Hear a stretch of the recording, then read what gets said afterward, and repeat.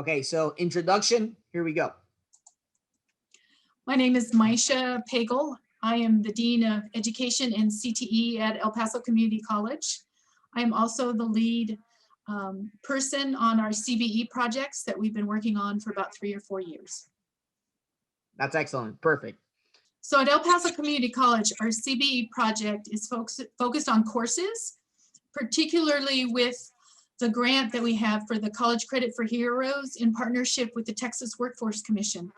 And what we've done there is we're looking at creating 2 components to help map military training into college credit. And so we have a PLA component and we have a competency-based component. We've identified 12 courses to include a couple of gen ed courses, English and speech, but the main educational pathways or degree plans that these courses are connected to are criminal justice, IT, and business. We selected these 12 courses based on the historical evidence of what students bring to us with military training and what would most likely map into credit courses.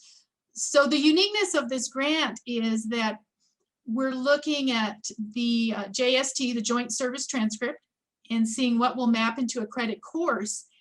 And the problem is that very few courses from the JST map straight into a credit course, and so we just can't award credit. But the CBE component and the PLA component is allowing us to identify, okay, what do they have? What components of a course or the competencies in a course can we map that to? And then whatever they don't have any training for, we can put them into a CBE course tied to that course, and they can complete the 3-hour credit or 4-hour credit, depending on what the course is. So it's that adaptive piece that is really enhancing the grant that we're working on for the mapping of military training into credit courses. So the nature of these courses, these CBE courses are creating an adaptive learning path. Part of our grant is paying for an LMS and an instructional designer. We have created the courses to fit into our 8-week mini-mesters. We currently do that, so that was an easy way for us to put it into our systems and not be too disruptive. And of the 12 courses, we have 21 faculty members working on the development.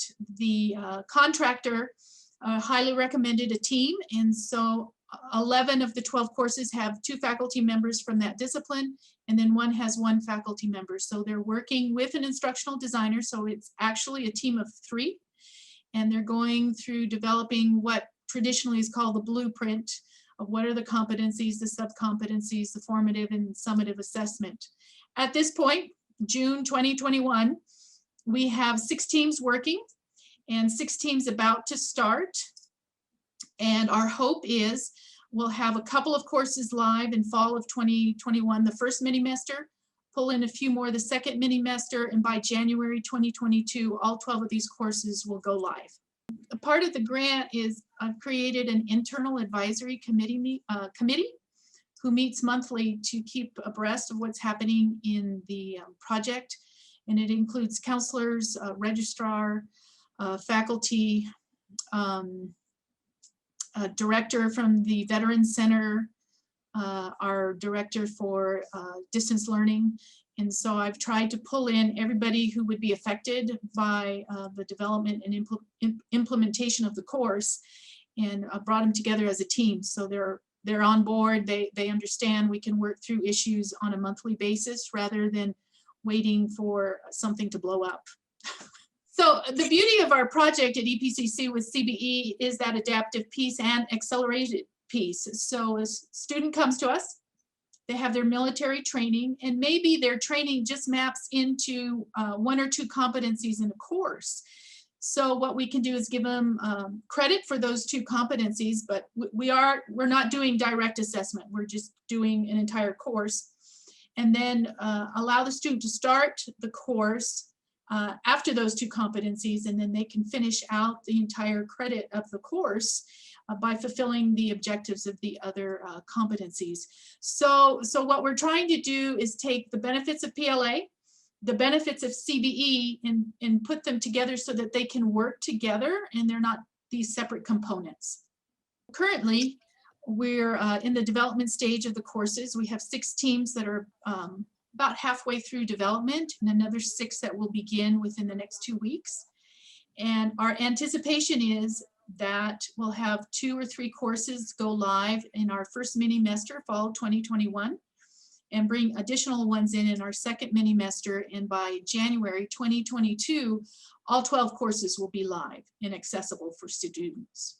The best fit for this program are our military students. Currently, depending if it's a fall or spring semester, we have 400 to 600 students that bring JST to us, transcripts.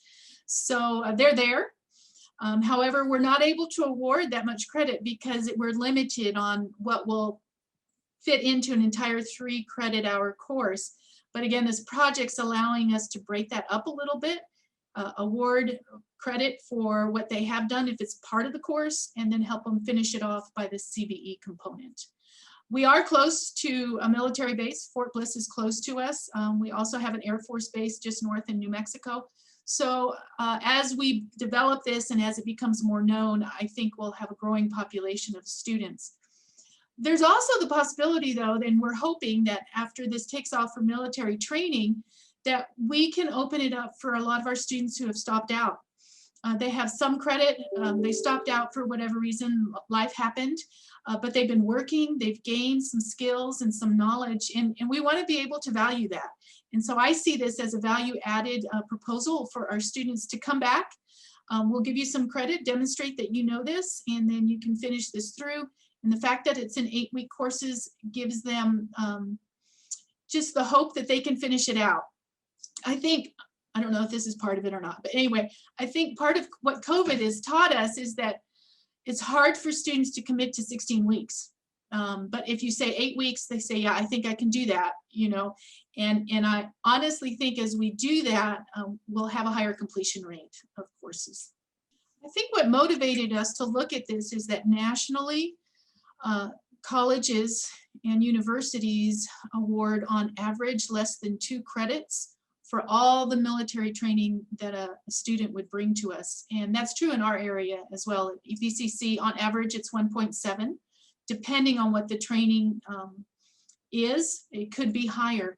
So the motivation is to increase that and to help students see the value of the military training, and it will transfer into college. In the future, we would like to build out entire degree plans. We have identified those degree plans, and faculty are on board. I think that's one of the strengths of our project. We have a lot of faculty buy-in. One of the weaknesses, though, are our resources, and we don't have the instructional designers to support that. And so this grant, the College Credit for Heroes, really allowed us to have that support that we needed to build out these 12 courses. We found this grant during the pandemic. And we have a great grants management office, the GMO. And I had previously tried for bigger grants, and we weren't awarded those grants. So we saw this one.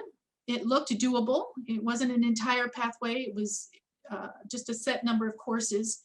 And we worked through last year through February and March remotely to build and write the grant, and they awarded us the grant. So I think just pursuing, looking in different directions, not always just looking in one area for grant money, but really having a broad net in looking for those grant opportunities.